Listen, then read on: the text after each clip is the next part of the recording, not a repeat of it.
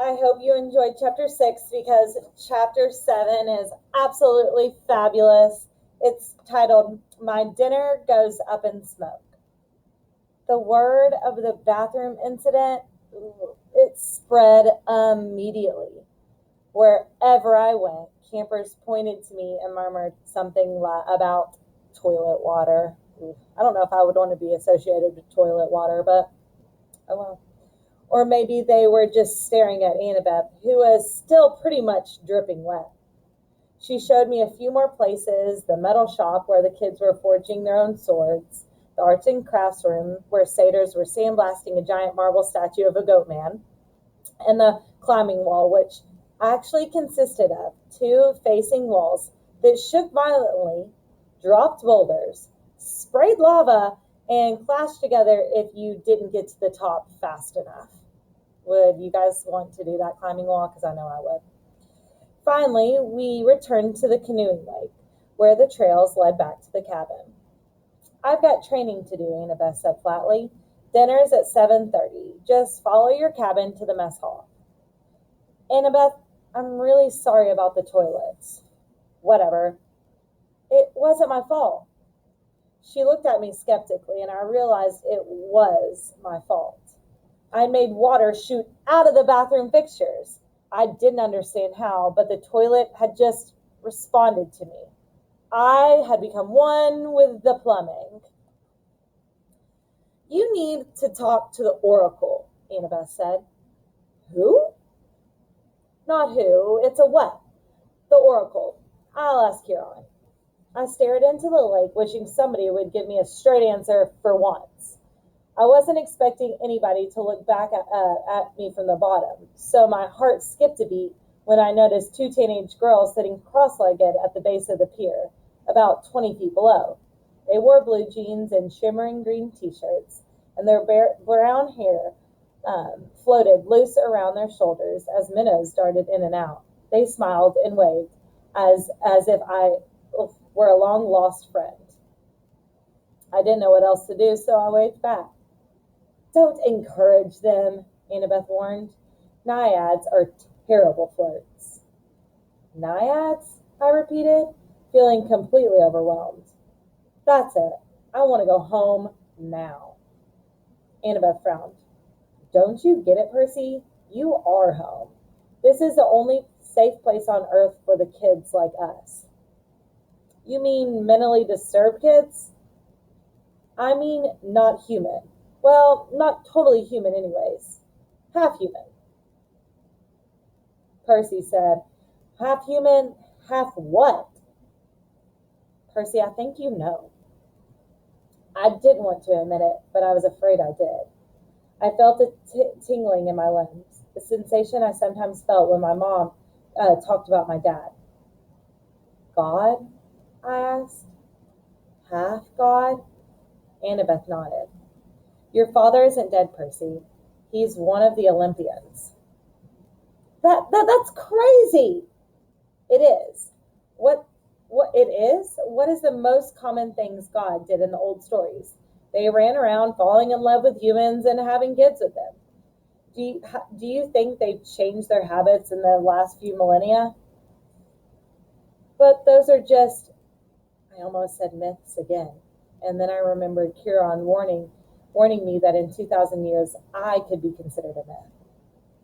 But if all the kids here are half-gods, demigods, Annabeth said, that's the official term, or half-bloods, then who's your dad? Her hands tightened around the pier railing. I got the feeling I just trespassed on a very sensitive subject. My dad, he's a professor at West Point, she said. I haven't seen him since I was very small. He teaches American history. He's human? What, do you assume that it has to be a male god who finds a human female attractive?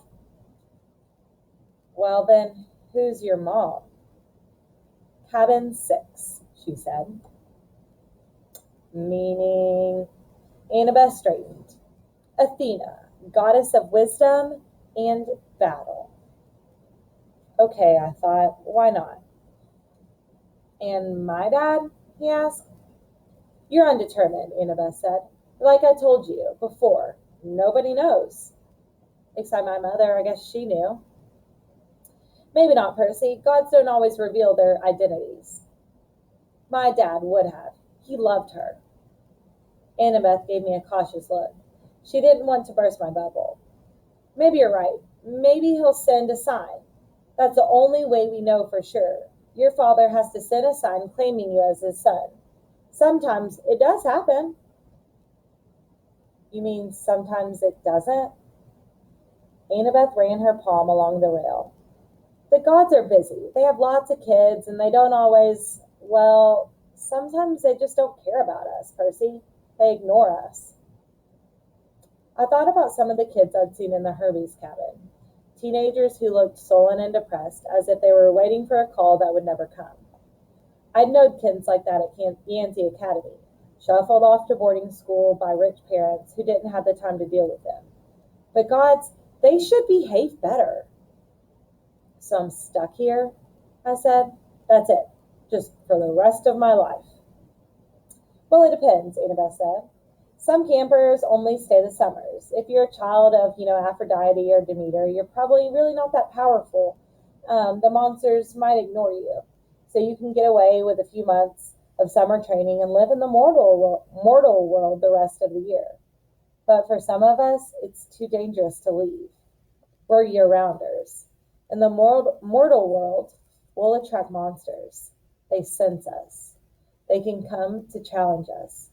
Most of the time, they'll ignore us until we're old enough to cause trouble. About 10 or 11 years old. But after that, most of the demigods either make their way here or they get killed off. A few manage to survive in the outside world and become famous. Believe me, if I told you the names, you'd know them. Some don't even realize they're demigods, but very few are like that. So monsters can't get in here? Annabeth shook her head. Not unless they're intentionally summoned. They use it to Not unless they're intentionally stalked in the woods, or specifically summoned by someone on the inside. Why would someone want to summon a monster? Practice fighting or practical jokes? Practical jokes? Well, the point is the borders are sealed to keep mortals and monsters out. From the outside, mortals look into the valley and see nothing, just maybe a strawberry field. So you're a year-rounder? I asked Annabeth. Annabeth nodded. From under the collar of her t-shirt, she pulled a leather necklace with 5 clay beads of different colors. It was just like Luke's, except Annabeth's also had a big gold ring strung on it, like a college ring. I've been here since I was 7, she said. Every August, on the last day of summer session, you get a bead for surviving another year. I've been here longer than most of the counselors, and they're all in college. Why did you come when you were so young?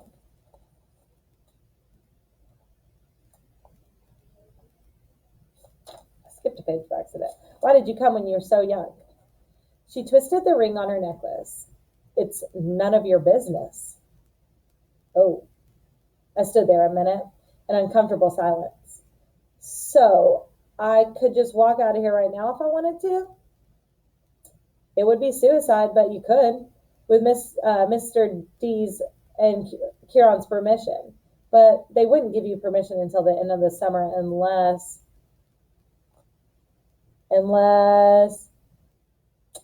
you're granted a quest. But that hardly ever happens.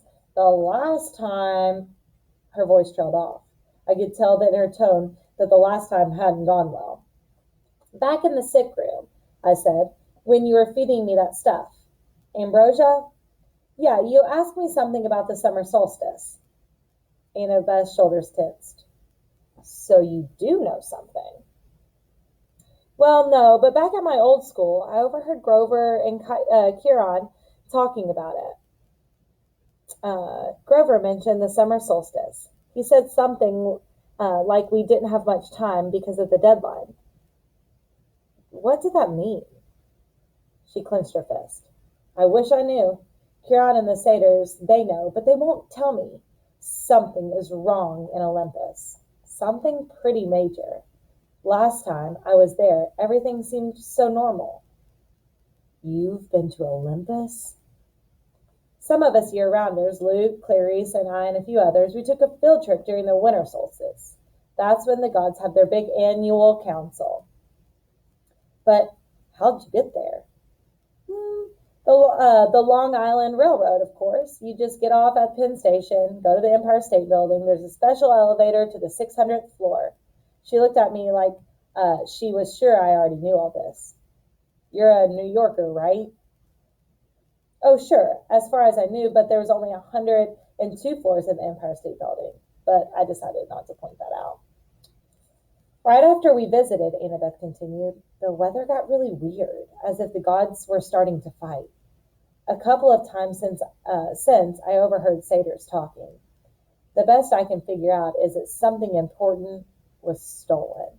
And if it isn't returned by the summer solstice, there was going to be trouble. When you came, I was hoping, and Athena can get along with just about anybody except for Ares. And of course, she's got her rivalry with Poseidon. But aside from that, I thought we could work together. And I thought you might know something. I shook my head, and I wish I could help her. But I felt too hungry and tired and mentally overloaded to ask any more questions. I've got to get a quest, Annabeth muttered to herself. I'm not too young. If they would just tell me the problem. I could smell barbecue smoke coming from somewhere nearby. Annabeth must have heard my stomach growl, and she told me to go, and she'd catch me later. I left her on the pier, tracing her finger across the railing as if drawing a battle plan. Alrighty, kiddos, that's a little break in our chapter 7. The question that I want you to go to your Google Classroom now and answer is, what is Annabeth's reasoning? Why does she think the weather's starting to get weird? We know the Olympians are fighting, but why do we think they're fighting? What happened in Olympus? So it was said in the story. It's a right there answer. So what did Annabeth think happened? And that is the reason that all of the gods might be fighting and the weather is weird. Alrighty, good luck. See you later. Have a great afternoon.